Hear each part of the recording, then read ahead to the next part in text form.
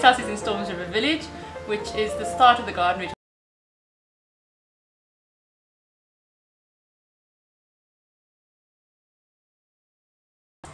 And we're 65 kilometers from the next town plate, or 100 kilometers from Neisner.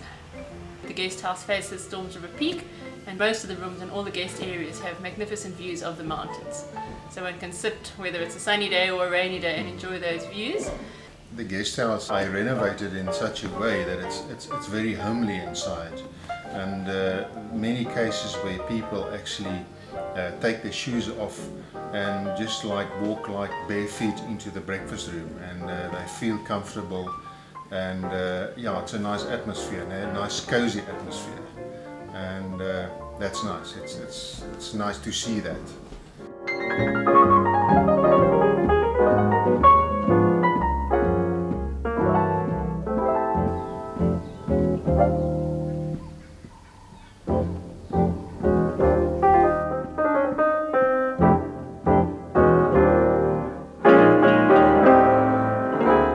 We're close to the bungee jump, the world's highest bungee jump at Blokran's Bridge.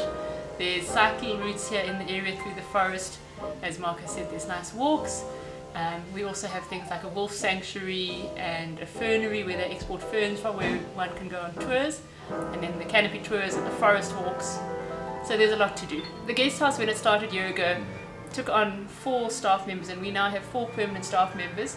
3 of them have never before had a permanent job in their adult lives.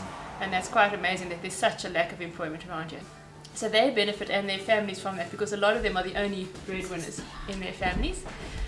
And then we also try and buy locally wherever we can. We buy bread and dough from the local bakery, we buy from the local butcher.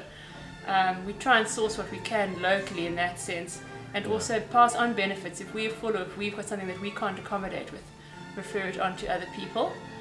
In terms of the guest house itself, in terms of environmental impact, we are all on our own water supplies here.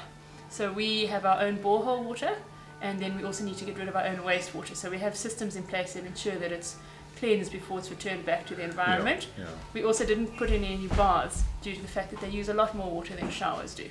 So all 8 rooms have ensuite showers, or ensuite bathrooms with large walk-in showers.